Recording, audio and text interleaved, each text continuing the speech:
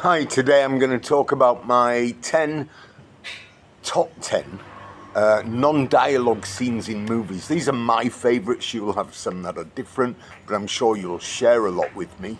Hats off before we begin to, of course, the early birds, the Keatons, the Chaplins, the Laurel and Hardys. I won't be including any of their movies, but yeah, spot on. So this to me proves that words aren't needed for an unforgettable scene. Simple as. And let's dive straight in with the first one, which is 1917. Came out about 6 years ago. This is the night window scene. So he's waking up, he's just killed a German, he's gone to sleep, and it includes atmospherics, and it's menacing, and it's driven by a beautiful score by Thomas Newman. Absolutely brilliant score. And it's approximately 3 minutes, and it captures the fear, the anxiety, and of course the horrors of World War One. Just wow, cinematic gold. The night window scene, 1917.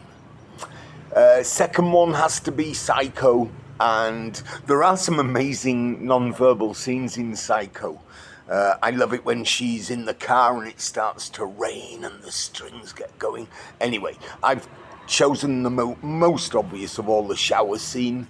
In theory, horror could be in all of these because, I mean, horror lends itself to this type of scene, but I've only chosen a couple. Anyway, Herman, again, fantastic score. He only uses strings in the whole score. Brilliant. And as with a lot of directors, when it came to Hitchcock, he generally used one person for his score, like at Spielberg with Williams, etc. One bit of trivia on the Psycho. Hopkins isn't there actually when the scene is done, and he's 200 miles away. Someone stood in for it, but it's shocked audiences at the time. I mean, it was totally jump out of your seats, and it still unnerves a lot of people when they first see it. Anyway, Psycho, the shower scene. Number 3, maybe a movie you haven't seen, and if not, come on, get it rented. The Long Good Friday. And I'm gonna choose, well, I could choose the opening scene. Amazingly patriotic, lots of symbolism, Concorde, BA. Anyway, he's walking enough. I've chosen the ending scene, which of course is iconic. Hoskins is there, he's got his hitman in front of him, and of course I think that might be his first time in film, but I'm not sure. Pierce Brosnan, very young looking there, and he goes through a whirlwind of emotion, does Hoskins, in this 2 or 3 minutes as they're going through the streets of London, and he's facing the fact that it's all over, mate. Again, a little bit of trivia. Apparently Hoskins smoked a joint before the scene was shot. I don't know how true that is, but I think it is. Anyway, masterclass for anybody who wants to get into film. Watch that. Watch the ending. To me, it's brilliant score, brilliant ending. Number 4, talking of Spielberg, we've got Jaws, the opening scene, and leaving me no doubt there's 2 types of death I don't want. Number 1 is shark, and number 2 is fire. Ooh, I just want to wake up and then one day not. Please, no shark attack. Must be one of the worst exits imaginable, and of course, when this came out in 75, it put a lot of people off swimming, even if they lived in England.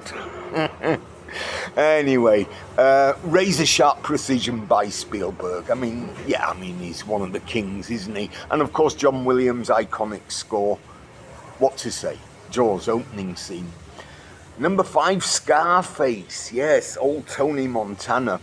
And he's just taken over from Frank. He's the big boss. And in the distance, he's come out. It's a night scene. And there's the dirigible. The world is yours. And it flashes a couple of times to a brilliant Giorgio Moroder score, by the way. every inch the mob boss is Al Pacino in this movie, and the world really seems to be his at this present time. But of course, everything will unravel, and not for good. Yeah, Scarface. Definitely, the world is yours. Number 6, Schindler's List. Aaron Goth's Jam Gun. Again, Fiennes, brilliant actor, brilliant director. Spielberg put them together, and you've got this. And Fiennes delivers pure evil without saying a word. First of all, he's Luger jams.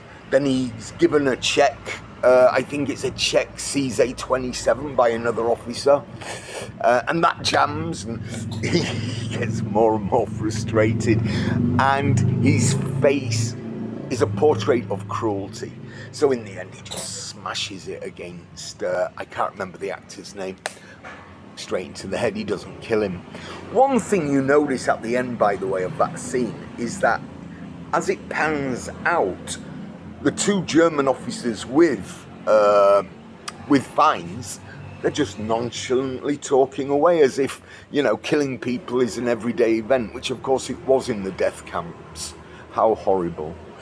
Okay, number 7, How the West Was Won. And again, similar to Long Good Friday, in theory, there's the opening scene at the railroad, waiting. But I've gone for the closing scene, with Morricone's music soaring to an absolute peak. And of course it underscores the march of modernity. It's pretty much fading out of the Old West. The Iron Horse, the railroads are coming, and America will never be the same. Of course, the railroads changed everything. It was game over for the Native Americans, and America would expand very quickly once the railroads started bringing people in droves. How the West Was Won kind of epitomizes that in the ending, how crucial, how important that was for the West, and yeah, how the West was won. Pretty much the railroad, mate. Number 8, The Last of the Mohicans. And believe it or not, this is the longest clip. It's 15 bloody minutes, all the way from not Monroe. Anyway, the British officer being burnt to death. And it's not just, it's an epic score. There's no doubt about it. James Horner. And to me, it's one of the greatest climaxes in movies. 5 protagonists, Magua, and a cascade of emotion, love, grief, vengeance, destiny. Oh, it's all there. It's all there. And when you see it for the first time, and I luckily saw it on big screen, you really don't know where we're going on this, And it's obviously heartbreaking, but yeah, Last of the Mohicans. I love that movie. I think it's great. One of the best I've seen at a movie theatre. Yeah. Number 9, The Good, the Bad and the Ugly. The Mexican Standoff, of course. And it's not just the music. Of course, Morricone delivers one of the greatest tracks of all time. Notice that it's built, that he built an entire cemetery using Spanish soldiers to create gravestones and to characterize how they are literally surrounded by death. And then you've got the tension between the three of them as their eyes meet. And yeah, I mean, and I know that we all know what's going to happen at the end. There's Blondie, Angel Eyes, Tuco, and they're all... Anyway, it's... for me, spaghetti never tasted better. All right, last one. Silence of the Lambs. It's not Goodbye Horses, no. Though the Q Lazarus scene is brilliant, of course. He does speak a bit in that, by the way. It's where Clarice goes into Buffalo Bill's lair. And of course, the light drops and we're into the night vision and the POV between the two of them.